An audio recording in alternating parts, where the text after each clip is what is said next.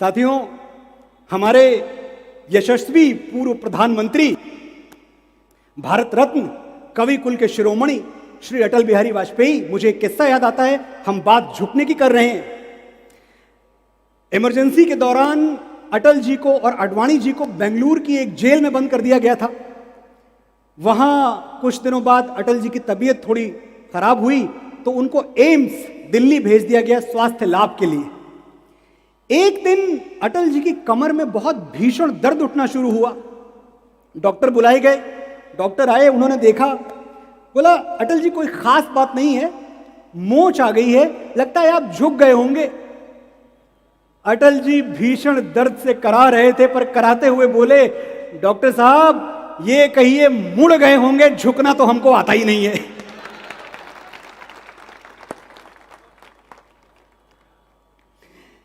तो ये बिल्कुल सही है कि झुकना तो हमको आता ही नहीं है। ना हमारे अटल जी को आता था, ना उनकी कुल वंश और परंपरा में जन्मे हम जैसे साधारण लोगों को आता है। हम झुकने के लिए हमने 4 स्थान ढूंढ रखे हैं, और मुझे लगता है जो मैं बताऊंगा आपके भी 4 स्थान यही है। हम परम पिता परमात्मा के आगे झुकते हैं, हम गुरु के आगे झुकते हैं, हम अपनी माता के आगे झुकते हैं, और हम अपने पिता के आगे झुकते हैं। इसके अलावा आप कहीं और झुकते हैं? नहीं झुकते, झुकना भी नहीं चाहिए। मुझे एक बात का हमेशा दुख होता है, अपने लिए भी है, अपनों के लिए भी है, अपने साथियों के लिए भी है, कि हम मां की इज्जत तो बहुत करते हैं, बहुत श्रद्धा से उसको देखते हैं, उसको देवी बना के चलते हैं, सब कुछ करते हैं, लेकिन एक चीज जो हमारी मां को सबसे ज्यादा चाहिए, मेरी मां को, आपकी मां को, वो उसे कभी नहीं दे पाते, और वो है समय। कितनी देर बैठते हैं अपनी मां के साथ आप रोज दिन में? मैं जानना चाहता हूं, और मैं चाहता हूं उस पर कोई ताली ना बजे। ये आत्म मंथन का प्रश्न है। अगर मैं ये जोत आपके दिल में जला के चला गया तो मैं समझूंगा मेरा जन्म सफल है, मेरा यहां आना धन्य हुआ।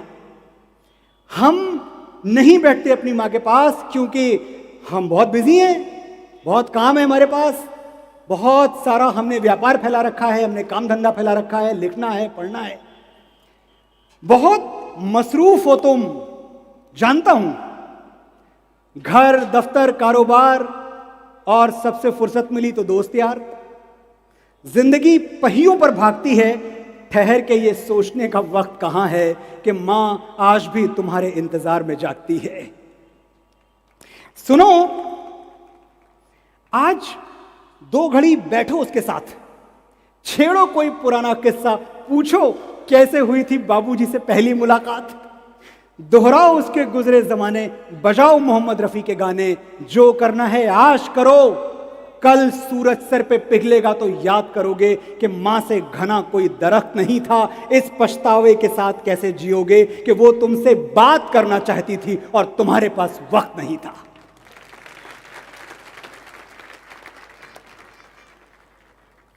साथियों, हमारे पास किसके लिए वक्त नहीं है? उसके लिए जिसने अपनी जवानी गला दी हमें बड़ा करने में, हमारे पास उसके लिए वक्त नहीं है।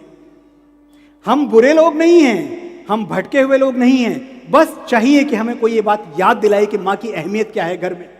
और जब मैं कहता हूं कि मां से ज्यादा प्यार दुनिया में कोई कर नहीं सकता, तो मैं ये भावनाओं के आधार पे नहीं कह रहा, ये मैं जज्बात के आधार पे नहीं कह रहा, ये मैं किसी किताब में पढ़ के नहीं बोल रहा, मैं डेटा और नंबर्स पे बात कर रहा हूं।